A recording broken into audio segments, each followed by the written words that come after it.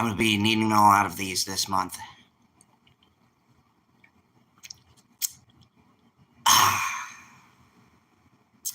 So, this review today is, yet again, I'm going to call this my month of watching fucked up movies. So, I'm going to talk about the A24 new release independent film called I Saw the TV Glow. Now, in wanting to see this movie, this is by a director that I've been following called Jane Sojenburn, who did a great movie last year that I didn't get a chance to review, and maybe I'll go back to it eventually sometime, called We're Going to the World's Fair, which was a movie that was very weird and a psychological horror movie drama. I'd say the end was more horror than the beginning, but she tends to do a lot of these psychological movies. So I went into this movie kind of knowing what I was getting into, but oh boy, did I have no clue.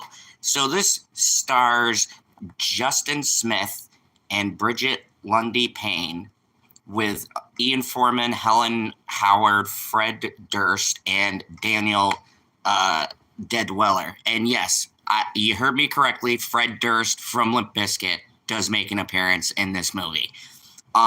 This movie plays on the 90s era and is around the time of 1996. And I'm not going to do spoilers, even though for me to explain my feelings about this, I'd probably have to do a spoiler review. But the basic premise is, in 1996, an isolated seventh grader named Owen meets Mandy, and they get into this show called the Pink Opeg. And then all of a sudden the show is canceled, and Owen's friend Maddie disappears after the show is canceled. And that's the most simplistic way I can put this movie without spoiling anything. So, what is this movie about? The fuck if I know. This movie is one of those movies that can have several different interpretations, but I think this movie is going to be highly divisive because of the fact that this is the kind of movie that really gives you no answers. Certain things within the movie are answered by the end of it vaguely, but this, much like this director's earlier work, Jan tends to leave these movies very open-ended. This one in particular is very highly up to interpretation.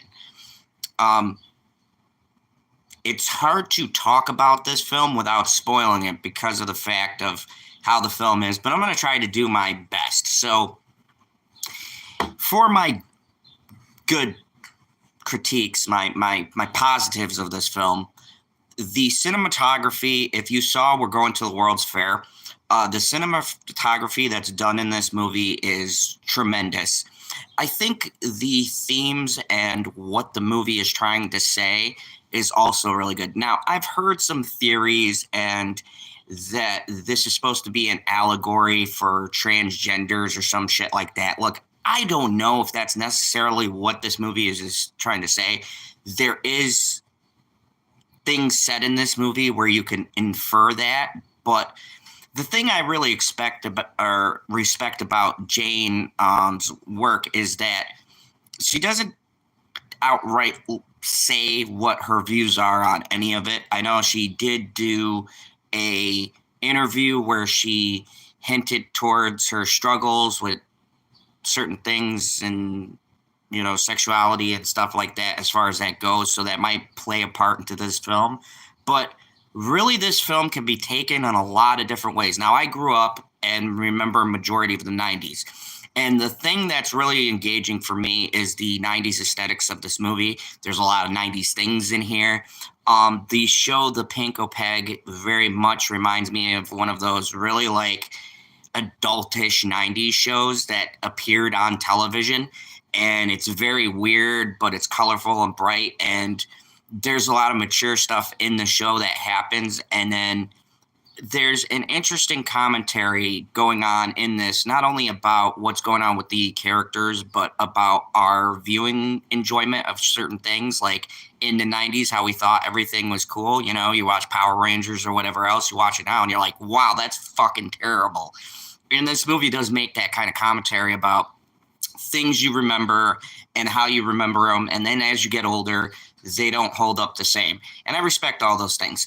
The thing that makes this movie really hard for me to recommend is that the ending is really strange. And I think this is a kind of movie I would overall say watch and make your own kind of judgment, but I think this is a movie a lot of people are not going to like because it's fucking weird, especially towards the ending of the film. And in the weirdness, there is the movie trying to get you to form your own opinion of what the movie thinks. And I think when people watch this, either A, they're not going to get it, or B, everybody's going to pull something different from this movie. The acting is good across the board. I did not know this was produced by Emma Stone, so good for you. I love Emma Stone. But Justin Smith and Bridget Lundy-Paine are really good in this movie. They do some great acting. Eric K.U. Does beautiful cinematography. The dialogue is very well done.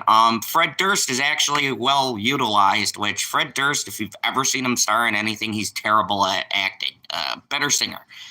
But the way they use him really adds to the 90s thing. And I think the biggest draw to this movie is if you have nostalgia for the 90s. There's a lot of 90s shit in this movie that I really appreciated. And I think people who grew up in that era are going to be drawn to this film simply to relive some of that stuff. But I think the overall general way the movie leaves you off is the one thing that's either people are really going to like this movie or they're really going to hate this movie and think it's a fucking waste of time. And I got to say, I kind of fit somewhere in the middle. I'm just giving you my initial thoughts on the film, and I've mulled it over for a few days, and still I probably have to watch it again to really get a sense. Like, I pick up on some of the things they're trying to say, but there's so many other threads and things in this movie that are brought up and dropped, and I think intentionally. Hey, Jane Creek, what's up? This is just my quick thoughts on I saw the TV Glow. So the visuals of this are very, very well done. Some of the, I guess, horror elements of this movie are really crazy, but honestly, this is not a traditional horror film in the sense of there's like a monster or people dying or something like that. This is more of a psychological horror. This is a character study mainly about these two people. And really, and this is just my general take, and if you've seen this movie, feel free without spoiling what you feel the film was about. But for me, and what I took away from it was two people who met, who were friends. They were both in shitty situations, and through their friendship, one kind of just disappeared. It's assumed they move on, and this other person stayed stuck in this town and just kind of repressed things that they were feeling. And so it's a film where you need to watch it a couple of times, I think, to get the subtext and the messages that are going on in it. But also, too, I think it's a film that the answer and what it all means is up to you. And I respect that. I also think this film has high rewatchability because of the fact of how obscure a lot of the things are, especially at the very end of the movie, that I always say I rate things higher on a rewatchability scale. And I noticed a lot of the negative reviews that are around this movie, I feel like, are just people who don't get it. Or, like I said, this is a very polarizing film. So I think there's going to be a crowd out there that just are going in thinking this is going to be like a weird horror film, and it's not really that. It's more of just a character study, and the weird shit that happens is just stuff that adds to the general theme of the movie. And so for me personally, I kind of liked it. I think it would be a movie I'd rewatch again just to see if I could pull something different from it, and it gets really high marks. Where I'm going to kind of have to deduct some points is the fact that I think, especially the very end, I would have liked some more definitive conclusions. And when you watch the movie, you'll get what I'm talking about. There's just a couple of things that aren't answered that I feel like you could have answered, and it still could have been ambiguous and let me do most of the work to figuring out stuff. But all in all, whether you get out that this is some kind of trans statement, which maybe it is, I don't give a shit at this point. They don't focus on that.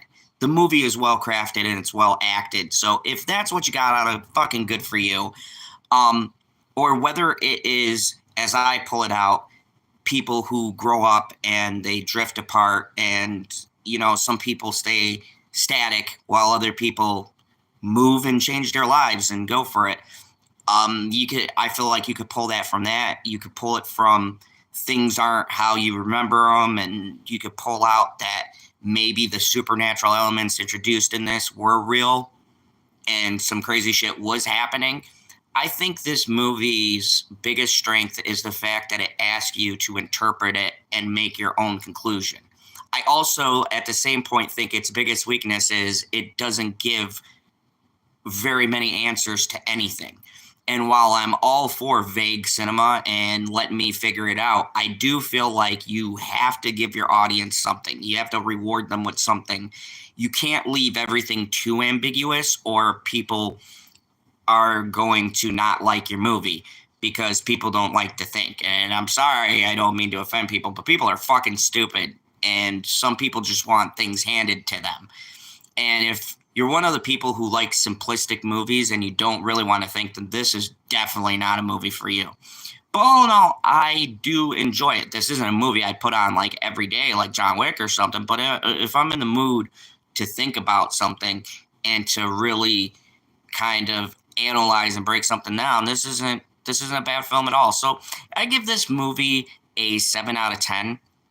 I wouldn't go to the 8 or the 9s just because, for me personally, I don't think that the conclusion is as satisfying. And it's not because they leave it ambiguous. It's because there's just certain things I would have liked answers for. I think the movie could have answered it, and they just chose to keep it vague. That kind of bugs me. But I do, on the flip side of that, enjoy the ability to go back through a movie and maybe pick out some things that I didn't get the first time because I'm sitting there trying to break it down for a review for you guys. So on second or third rewatch, that could change if I piece together more stuff in this movie. But for what it was, and for the fact that it was PG-13, there's a lot of crazy shit that happens in here, much like the 90s era, where the PG-13 is very loose, like a couple of more things. This could have easily gone into rated R. There's a couple of shots and a couple of things that happen in here that are pretty shocking for a PG-13 film. But all in all, I like the acting. I like the cinematography. I think it's very well shot. I think the dialogue is great.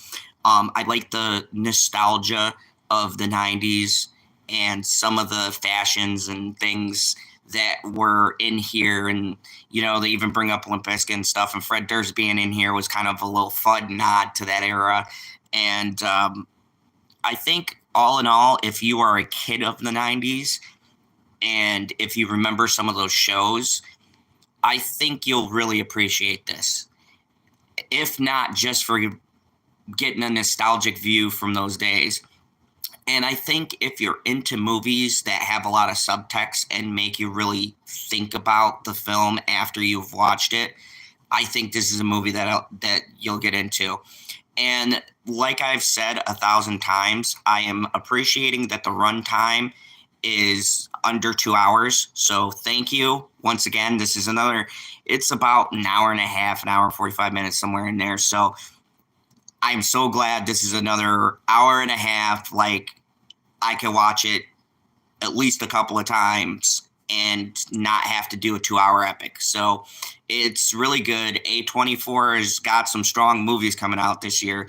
Super excited about the lineup. And yeah, that's pretty much it. I'm sorry this is a vague review, but honestly, I can't really get into anything else without spoiling the movie. So if you want me to do a spoiler review, let me know in the comments below. And let me know, did you see I saw the TV glow? If you did, what was your interpretation? I'm really interested to know, like, if anyone else has seen this movie, what you interpreted from this movie. Are you a fan of the 90s? Did you like Limp Bizkit? I love Limp Bizkit. I can say that with no shame. Were you a fan of Limp Bizkit? And what was your interpretation of the ending of the film? Let me know in the comments below. And thank you, everybody. Hit that like, share, subscribe, all the YouTube bullshit. Share the video.